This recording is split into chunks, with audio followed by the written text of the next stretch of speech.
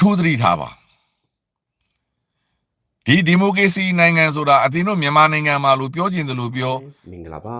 update မြန်မာ new channel ကနေကြိုဆိုလိုက်ပါတယ်နေ့စဉ်နဲ့အမျှမြန်မာသတင်းထူးသတင်းဦးတွေကိုကြည့်ရှုနားဆင်နိုင်ဖို့အတွက်ကျွန်တော်ရဲ့ YouTube channel ကို subscribe လေးလုပ်ဖို့ပြောကြားချင်ပါတယ်ဒီနေဆက်မှာနော်ဒီအမေရိကကိုလာပြီးထိုင်ဆောက်တဲ့ဆိုင်မှာဟိုတယ်မှာထိုင်ပြီးတော့ပြောကျင်တယ်လို့ပြောလို့ရတဲ့နိုင်ငံတွေမဟုတ်ဘူးမတော်တဆတယောက်ယောက်ကတိုင်ကြားလိုက်လို့မလိုတဲ့လူတယောက်ယောက်ကတိုင်ကြားလိုက်လို့အသက်သေအထောက်ထားကြီးနဲ့တိုင်လိုက်ရင်ဒါဒီတရားစွဲခံရရင်ဘယ်လိုမှဖြေရှင်းလို့မရတဲ့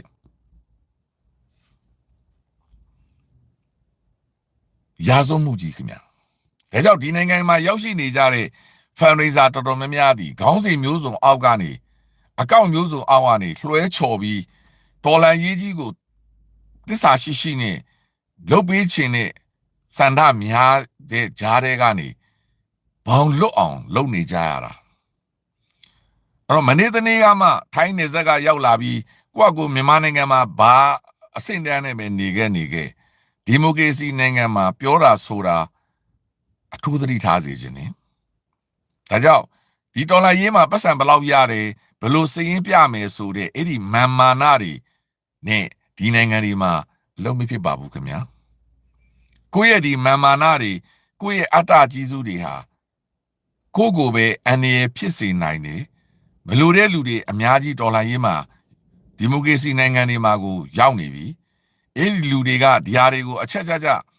စုဆောင်းပြီးတော့ကိုတိုင်တော်လိုက်ရင်ကိုပဲဒုက္ခဖြစ်မယ်ဆိုတာကိုအထူးသတိထားကြစေစေနဲ့ပြောချင်တာကကိုအမှုပညာဖြေပြောနေတာကိုရဲ့ပတ်စံပဲဘာမှစရင်ပြစရာမလိုဘူးဘ누구မှလည်းစရင်ချပြစရာအကြောင်းမရှိဘူးကိုလိပ်ပြမလုံးဖြစ်နေကြခြင်းသာဖြစ်တယ်လိပ်ပြမလုံးတဲ့လူတွေကပဲဒီစရင်ကိစ္စကိုဆက်ဆက်တိမခံရှင်းနေကြတာအမှန်ကဘာမှစရင်ပြစရာဘူးအကြောင်းမရှိတာဒီမိုကရေစီနိုင်ငံမှာရောက်နေကြတဲ့ဒီမိုကရေစီတော်လှန်ရေးသမားများကျွန်တော်တို့လူဘက်တော်သားများဟာဘယ်သူမှစရင်ကိုစိတ်ဝင်စားဘူးကိုကြိုက်လို့ကိုအားပေးတယ်ကိုအားပေးတဲ့အတွက်ဒီအမှုပညာရှင်ဒီဖြေပြောတိဆက်သူဒီရန်မုံငွေရှာတဲ့လူကသူသက်ဆိုင်ရာကိုပို့ပေးလိုက်မယ်ဆိုတာယုံကြည်ပြီးတော့ပေးတယ်ဘယ်သူမှဘယ်ကိုပို့လိုက်ပါတယ်ဘယ်စရင်ရပါတယ်အဲ့ဒီစရင်စစ်တာစရင်တောင်းတာအဲ့ဒါအားလုံးဒီဟိုဘက်အုပ်စုကလူတွေနှောက်ယှက်ခြင်းတဲ့လူတွေကိုလိပ်ပြမလုံတဲ့လူတွေပဲတောင်းကြတာပါဒါကြောင့်အဲ့တော့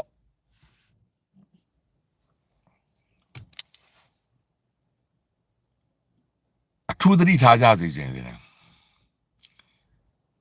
ဒီနိုင်ငံတွေကဒီမိုကရေစီစနစ်နဲ့ဥပဒေကိုလေးစားလိုက်နာတဲ့နိုင်ငံတွေတရားခွင်ကိုရောက်သွားလို့စကလုံးတစ်လုံးတော့မှားလို့မရဘူးနော်ဒါကြောင့်ဒီနိုင်ငံတွေမှာ risk ကတ်လို့ခေါ်တဲ့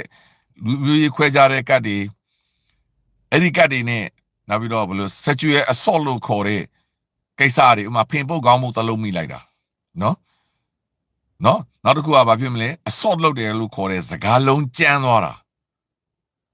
အဲ့ဒီထဲမှာအရေးကြီးတာလက်ပါသွားတာတကယ်တမ်းအဲ့ဒါကိုအရေးတယူလုပ်ပြီးဆိုရင်ဘယ်လိုမှပြန်နှုတ်လို့မရဘူးကျင်းသေးထောင်ကြပြီလားအလွန်အမတန်ကြောက်စရာကောင်းတဲ့နိုင်ငံဟာဘွာတီငါစိတ်ဆိုးလို့ပြောလိုက်တာမရတော့ဘူးကွဲခြားဆက်ဆံတဲ့စကားလုံးတွေအလွန်အမတန်နောက်ပြီးတော့ extreme violence နော်ကျွန်တော်ပြောသလိုချီပါလက်ပါလောက်ကြတာတွေ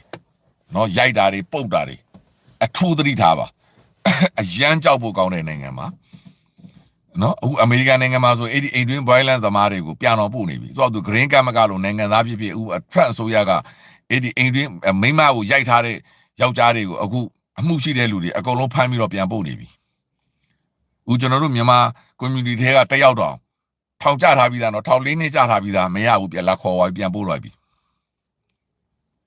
အဲ့တော့အရန်ကြောက်ဖို့ကောင်းတဲ့နိုင်ငံမှာအဲ့တော့ကျွန်တော်တို့ကိုလိပ်ပြလုံကြစေခြင်းနဲ့လုံစေခြင်းနဲ့ မလိုလားအပ်တဲ့ဒီစင်းစရာတွေကိုလူသိရှင်ကြား Facebook မှာကြွညာတာပွဲတွေမှာထုတ်ပြောဆိုတာတွေမလုပ်ကြစေချင်ဘူးကျွန်တော်တို့ဒီမိုကရေစီဘက်တော်သား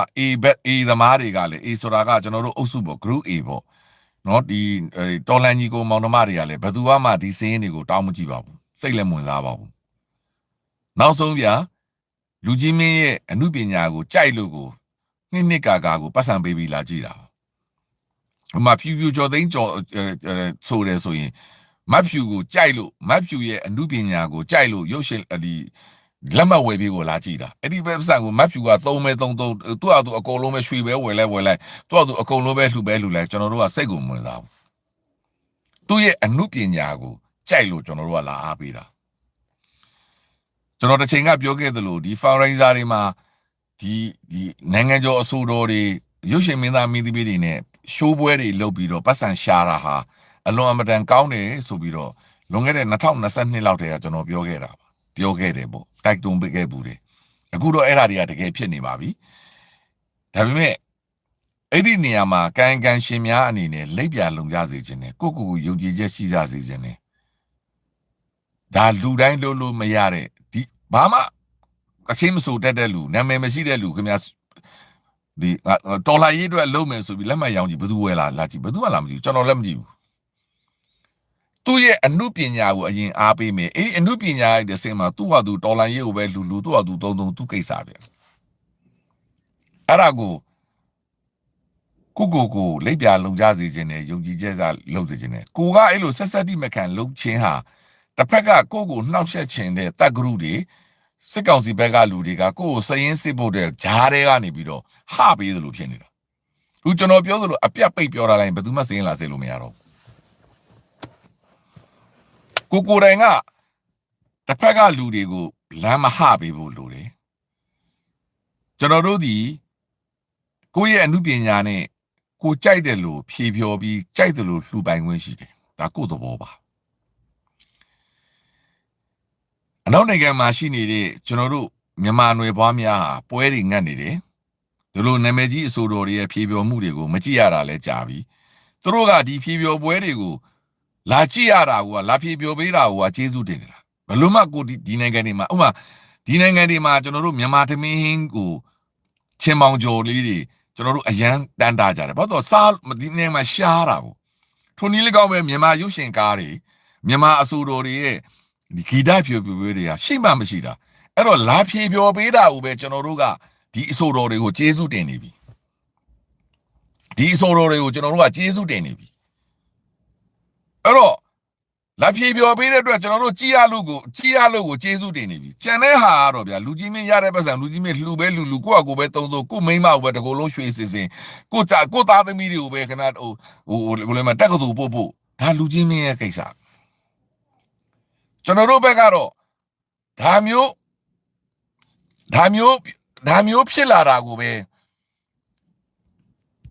းဖြစ်လာတာကိုပဲကျွန်တော်တို့ကကျေးဇူးတင်တာဒီနိုင်ငံမှာဘယ်သူကဒီလိုရုပ်ရှင်မင်းသားမင်းသမီးတွေအဆိုတော်တွေဘယ်တော့မှလာပြီးဖြေပြောပေးနိုင်လို့လဲကျွန်တော်တို့ကြည့်ချင်လို့တော့မကြည့်ဘူးမကြည့်မရဘူးနေဦးတော်လန်ရေးဖြစ်လာလို့ဒီလူတွေရောက်လာတာအရင်တုန်းကဒီအဆိုတော်တွေကိုမြန်မာပြည်ကနေဖိတ်ရင်တော့မလာဘူးဖြူကျော်သိန်းလာဆိုဖို့ဆိုတာ9နှစ်မှတစ်ခါတော့ဖိတ်ရင်မလာဘူးဆိုလိုချင်တာကသူတို့ရဲ့အမှုပညာရဲ့ performance ကိုကျွန်တော်တို့ကယုံကြည်ဖို့လိုတယ်အဲ့ဒီ performance ကိုကျွန်တော်တို့ကသွားကြည့်တာအဲ့ဒီ performance ကိုကြည့်ပြီးမှသူ့ဟာသူဒေါ်လာရေးအတွက်အကုန်လုံးပဲမလူစရင်စစ်စရာမလိုဘူးစရင်ပြစရာမလိုဘူးဒါကိုကျွန်တော်ပြောနေတာသူရဲ့အမှုပညာကိုကျွန်တော်ကိုယ်တိုင်ကအဲ့လိုခံယူထားတာမတ်ဖြူကိုကျွန်တော်သက်ကြည့်တာဟာတော်လန်ရေးကိုလှူခြင်းမလှူခြင်းနဲ့မတ်ဖြူရဲ့ performance ကိုကြိုက်လို့သွားကြည့်တာအခုကိုဇန်ကီတို့ရဲ့ရုပ်ရှင်သွားကြည့်တာဆိုတာကိုဇန်ကီတို့ရဲ့ရုပ်ရှင်ကိုကြည့်ကျင်နေတာကြားပြီကိုကဗမာပြည်မှာတော့လည်းသူတို့တင်နေအဲ့တော့လည်း now and ever လားအဲ့တော့လည်းကိုကမကြည့်လိုက်ရဘူးအဲ့တော့သူတို့စင်ကူမှာတပ်ပြတော့လည်းကိုကမကြည့်ရဘူးသူတို့အဲ့ဒီတုန်းက now and ever တင်တဲ့အချိန်တုန်းကကျွန်တော်ကိုယ်တိုင်ကိုဇန်ကီတို့ရဲ့ page မှာတက်ရေးဘူးတယ် YouTube ကနေပြပေးပါလားကျွန်တော်တို့ကြည့်ကျင်လို့ ဒါပေမဲ့ကိုစံကြီးတို့က YouTube ကနေပြပေးလို့အဆင်မပြေခဲ့ဘူးအခုအဲ့ဒီ now and ever ဦးလန်ဒန်မှာလာပြတော့မှာရှင်းလေးကျွန်တော်တို့ကဒီအမှုပညာကိုငကိုတွေကကြည့်နေနေတာဒီ now and ever ရွှေရှင်ဆိုရင်ကြည့်ခွင့်မရခဲ့တာအဲ့ဒါဟိုမှကိုစံကြီးတို့ကသူရတဲ့ပတ်စံကိုသူ့အတူတော်လိုင်းရေးလှူတာဒါသူပြောချင်တာကဗျာကျွန်တော်ဥချပြနေတာကဒီအမှုပညာရှင်ကသူ့ရဲ့အမှုပညာကြီးသူ့ကိုယ်ပိုင်ပတ်စံအဲ့ဒါမှသူ့ပတ်စံနဲ့သူလှူတယ်လို့ဖြစ်စေချင်တာသူရှာလိုက်တယ်ဗျာဒီရုပ်ရှင်ပြလိုက်လို့သူဒေါ်လာ1000ရတယ်ဆိုပေါ့အဲ့ဒါကိုစံကြီးပိုင်တဲ့ပတ်စံအေးဒေါ်လာ1000တည်းမှာကိုစံကြီးက1000လုံးကိုပဲလှူတကြက်ကိုပဲလှူကျွန်တော်တို့ရုပ်ရှင်ကြည့်တဲ့လူကကိုစံကြီးကိုကျွန်တော်တို့ကကြည့်ပေးတာအဲ့ဒီမှာကိုစံကြီးဒီရုပ်ရှင်မင်းသားကနော်သူ့အမျိုးသမီးနာမည်ဒရိုက်တာဘယ်သူလဲကိုစံကြီးကသူပိုင်တဲ့1000တဲ့သူရုပ်ဒီဘယ်လိုပြောမလဲရုပ်ရှင်လက်မှတ်က1000တဲ့ကနေ1000လုံးပဲလှူတကြက်ပဲလှူဒါသူလှူတာသူ့ရဲ့အလှူအဲ့ဒီအချိန်မှာ तू ကသူ့ပတ်စံကို तू လှူတာဖြစ်တဲ့အတွက်ဘယ်သူ့ကိုမှစရင်ပြစရာမလိုဘူးဆိုတဲ့ရှုထောက်ကိုကျွန်တော်ကရှင်းပြနေတာအဲ့တော့ကိုစံကျွန်တော်ကိုပိုင်ပတ်စံကိုကျွန်တော်လှူတာလေလှူတဲ့အချိန်မှာကျွန်တော်ကဘယ်သူ့ကိုဘယ်လောက်လှူလဲဘယ်သူ့စရင်ပြစရာလိုလဲဘယ်သူမှလည်းကျွန်တော်စရင်လာစရင်လို့မယ်ကျွန်တော်သဘောလေကျွန်တော်လှူခြင်းလှူမယ်မလှူမယ်အဲ့ဒါမျိုးကျွန်တော်ပို့ပြောတာအခုသူတို့ရှိုးပွဲတစ်ပွဲလုပ်တယ်ဖြူဖြူကျော်သိန်းကရှိုးပွဲလုပ်တယ်အဲ့ဒီလက်မှတ်ရတဲ့ပတ်စံအားလုံးဒီဖြူဖြူကျော်သိန်းရတာကိုကြစေးတွေအကုန်နှုတ်လိုက်တီဝိုင်းကားရှိမယ်ဗျာလမ်းစေးရှိမယ်ဟိုတယ်ကားရှိမယ်စားစေးအကုန်နှုတ်ရတဲ့အမြတ်ဒီဒါဖြူဖြူကျော်သိန်းပတ်စံအဲ့ဒီဖြူဖြူကျော်သိန်းသူရတဲ့ပတ်စံကိုမှသူ့ဟာသူတစ်ချက်ပဲလူ1000ပဲလူဘယ်သူမှစင်းပြစရာသူ့ပတ်စံသူလူတာဒါမျိုးကိုကျွန်တော်ကပြောတယ်ချပြနေဥမာဒေါင်းသွားပြတယ်အဲ့ဒီပတ်စံဒီဒေါင်းပတ်စံဥမာအခုချစ်သူဝေတို့အဲ့ဒါသူတို့ပတ်စံဘယ်သူမှစင်းချပြစရာမလိုဘူးဒါမျိုးကျွန်တော်တို့ကမြင်တတ်ဖို့လိုတယ်အဲ့ဒါမျိုးမြင်တတ်တယ်ဆိုရင်ဘာပြဿနာမှမတက်တော့ဘူး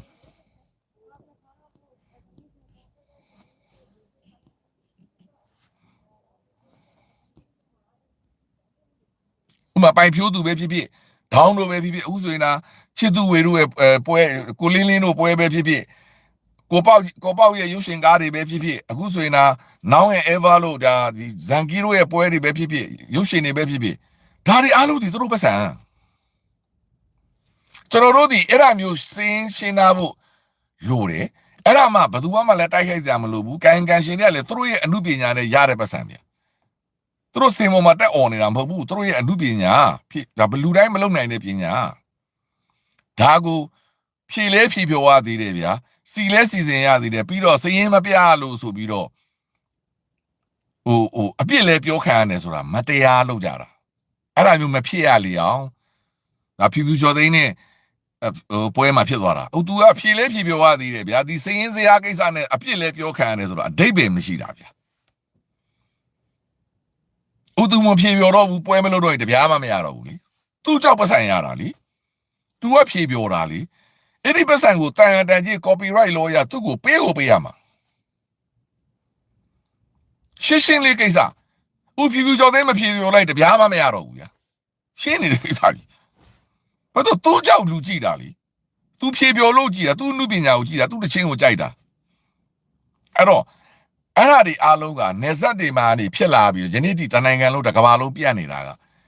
နင်းနေကနေများကိုကာပြီးဖြစ်နေတာဖြစ်တဲ့အတွက်ဒါတွေကိုရှင်းလင်းသိဖို့အတွက်စည်ရင်းတွေမပြကြပါနဲ့ကိုလိပ်ပြလုံးနဲ့